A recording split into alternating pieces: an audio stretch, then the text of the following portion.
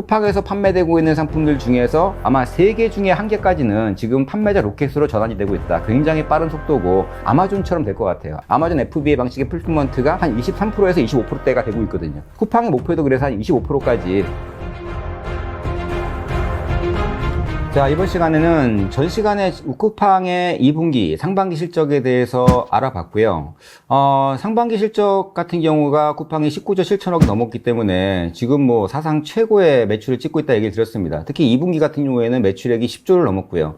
그리고 매출 신장률로 본다면 25%이기 때문에 정말 고속 신장을 하고 있는데, 영업이익이 아쉽게도 마이너스 342억, 그리고 순이익은 무려 1,400억이 적자가 났기 때문에 그 요인 중에 제가 과연 어디서 그럼 영업이익이 적자가 나고 순이익이 적자가 났는지 얘기를 드렸었는데, 그 중에 하나 영업이익의 발목을 잡고 있는 바로 성장 사업에 대해서 한번 얘기 좀 드려볼까 합니다. 자, 쿠팡의 성장 사업은 그 4가지가 있다고 얘기를 드렸습니다. 먼저 쿠팡의 사업 부문을 보신다 그러면은 상품 거래에서 프로덕트 커머스가 있고요. 성장 사업은 디벨로핑 오퍼링이라 그래서 별도로 구분하고 있는데요. 이 상품 거래라는 거는 로켓 배송, 로켓 프레시, 로켓 그로스라고 불리는 이 판매자 로켓이라고 불리죠. 그런 상품이 있고요. 또 하나는 마켓플레이스라고 그냥 쿠팡 사이트에서 판매만 하고 배송은 알아서 그냥 판매자들이 하고 쿠팡은 스스로만 취하는 방식. 이 4가지 형태의 거래가 있고, 이걸 프로덕트 커머스라고 불리고 있습니다. 상품 부분 매출이 되겠죠. 이게 쿠팡 전체 매출의 88%입니다. 즉 상반기, 즉 2분기에 나왔던 10조 매출이라 그러면은 이게 88%니까는 쿠팡은 상품 부분에서 매출이 8조 8천억이 나온 거고요. 또 여기에 성장 사업, 바로 쿠팡이츠, 쿠팡플레이, 대만 사업, 팝패치 같은 명품 플랫폼, 이 4가지 사업에서 12%의 매출이 나왔기 때문에 이 4가지에서 이 분기, 2분기에 1조 2천억의 매출이 나왔다라고 보시면 될 것 같습니다. 자, 그래서 특히 성장 사업이 1조 2천억밖에 안 되는데 왜 쿠팡의 영업이익의 발목을 잡고 있나, 그 부분을 한번 보실 필요가 있습니다.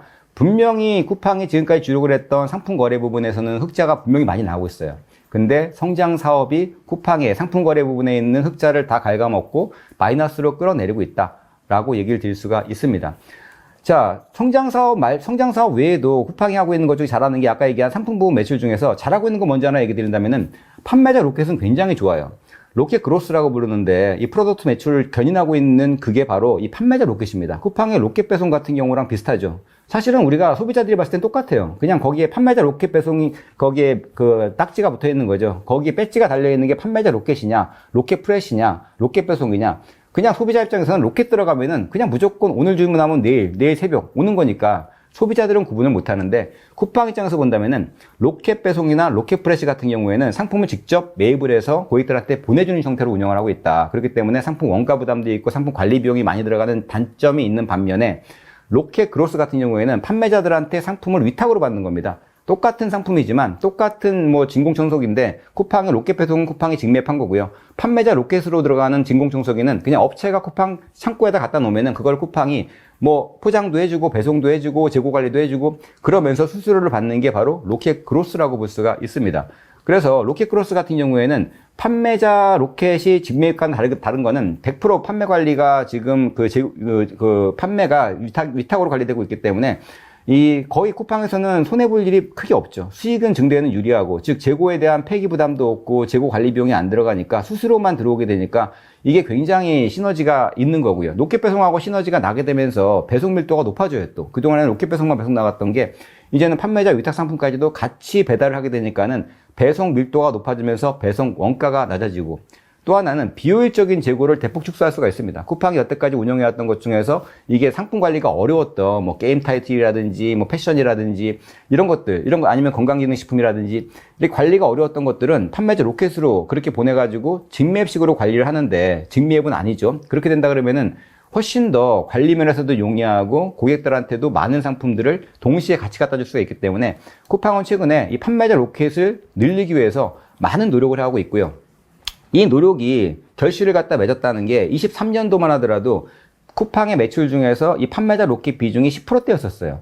근데 24년도에 이 쿼터에는 19%까지 올라갑니다. 즉 쿠팡에서 우리가 주문하는 상품 중에서 이제는 5개 중에 1개는 판매자 로켓이다. 근데 그게 로켓 배송으로 오기 때문에 우리는 그게 로켓 배송인지 아닌지 모를 정도로 같이 오게 돼 있다라고 보시면 됩니다. 특히 이거는 19%라는 거는 직접적인 거래액이 아니라 쿠팡이 스스로로 취하는 거기 때문에 실제적인 매출로 본다 그러면은 이거보다 훨씬 더 많은 양이 배송이 돼요. 그래서 쿠팡에서 판매되고 있는 상품들 중에서 아마 3개 중에 1개까지는 지금 판매자 로켓으로 전환이 되고 있다. 굉장히 빠른 속도고, 이게 이제 조만간에 올해 연말쯤 되면 아마존처럼 될 것 같아요. 아마존 같은 경우가 지금 판매자 배송이 판매자 로켓 같은 그런 아마존 FBA라고 그러거든요. 아마존 FBA 방식의 풀피먼트가 한 23%에서 25%대가 되고 있거든요. 쿠팡의 목표도 그래서 한 25%까지 전체 매출의 25%는 바로 판매자 로켓을 통해서 재고 부담 없이 배송을 나가고 스스로로 계속 매출을 올려나가는 그런 방식으로 드라이브를 하고 있다라고 보시면 될 것 같습니다. 자, 이제는 뭔가 문제가 있는 성장 산업에 대해서 좀 보셔야 될 것 같아요. 첫 번째 얘기했던 거는 저희가 이제 이런 프로덕트 커머스 얘기했지만 거기서 나오는 흑자를 까먹고 있는 게 바로 성장 산업인데, 쿠팡 이츠, 쿠팡 플레이, 대만 로켓 배송, 그리고 명품 플랫폼 팝패치, 이 순으로 한번 말씀을 드릴게요.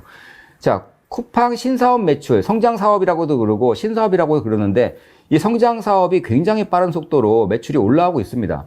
2022년도에는 연간 매출이 8천억이었고요. 그게 2023년도에는 1조 정도의 매출을 달성했는데 24년도 1분기, 2분기 한 분기에만 매출이 1조가 넘어가 버렸어요. 즉 작년에 1년 동안 나오던 매출이 이제는 3개월 만에 나올 정도로 엄청난 속도로 성장하고 있다는 거죠. 거의 뭐 400% 가까운 신장을 하고 있기 때문에 쿠팡의 거침없는 매출 성장에는 바로 이 쿠팡 이츠, 플레이, 대만 시장 팝패치, 이 매출이 사실 굉장히 큰 견인을 하고 있는 부분도 있습니다. 자, 다만 이렇게 크게 성장을 하고 있다 보니까 상반기로 봤을 때 이 4개 사업 분야에서 삼각적 영업이익 무려 5,288억 적자가 났어요. 삼각전이라는 거는 사실 여기에는 뭐 이런 투자비라든지 여러 가지 감가상각비가 들어가지 않았기 때문에 실제로는 이거보다도 훨씬 더 큰 적자가 납니다. 한 7천억, 8천억대의 적자가 났는데 그 부분은 성장 사업이니까 빼주더라도 그냥 정말 빼고 이것만 봐줘라고 했을 때 5천억이 넘는 적자가 상반기에 났다는 얘기죠. 그 얘기는 지금 다시 계산해 보면은 연간으로 봤을 때는 이 4개 사업군에서 당연하게 1조가 넘는 적자가 나올 겁니다. 점점점 규모가 커지니까. 그래서 이게 과연 1조가 넘는 성장사업 적자가 쿠팡의 그런 올해 연간 수익을 어떤 식으로 이게 좌우할지, 그게 이제 관건인 거고요. 그게 이제 전년 대비했을 때, 전년도에도 물론 적자가 났죠. 전년도에도 성장사업이 상반기에 3천억이 넘는 적자가 났었는데, 3,176억 적자가 났었는데, 지금 그거보다도 무려 2천억이 더 크게 났다는 거죠. 5,288억이니까 성장사업은 커지면 커질수록 적자가 커지는 사업이다라는 거고요. 또 하나 여기서 이슈가 될 수 있는 게, 사실 쿠팡 플레이 안 보는 사람도 있어요. 저도 안 보는데 쿠팡 이츠 안 시키는 사람 있습니다. 잘 안 시켜요. 팝패치 저랑 관계도 없는 사이트입니다. 명품 사이트 갈 일도 없고요. 대만 로켓 배송 이거하고 우리 국내 소비자가 관계가 없겠죠.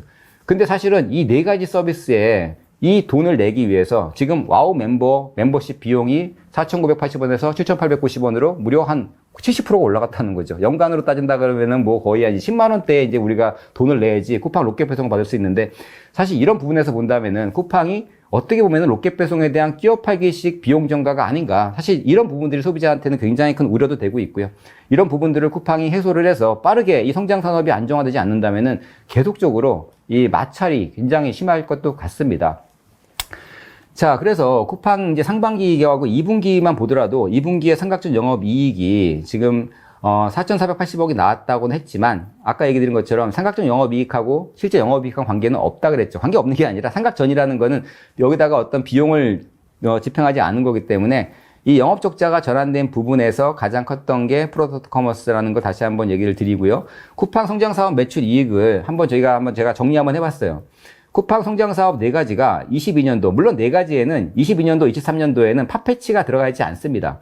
22년도만 하더라도 뭐 3가지만 들어가 있었겠죠. 쿠팡 이츠, 플레이, 대만 진출, 초기였으니까. 그럼 22년, 23년, 24년도 넘어가면 어떤 식으로 바뀌느냐. 22년도에는 성장 사업 연간 매출이 8,100억이었고요. 영업이익이 2,900억이었어요. 23년도로 가가지고는 1조 정도의 매출이 나왔고요. 영업이익은 6천억 정도의 적자가 나옵니다. 물론 삼각전입니다. 24년도에는 상반기에만 매출이 2조, 작년도 매출의 2배가 넘어버렸어요, 이미. 그리고 삼각전 영업이익으로 본다면은 작년도 영업이익이 마이너스 6천억인데 삼각전 영업이익이 상반기에 6,300억이 났기 때문에 매출이 2배가 올라왔고, 영업이익은 작년 1년치보다도 올해 6개월치가 더 크게 나왔다는 걸 볼 수 있습니다. 얼추 계산해보면은 쿠팡의 이 성장 사업 4가지는 24년도 매출 전체 기준으로 추정을 해보면은 매출은 4조 1,000억이 넘을 것 같아요.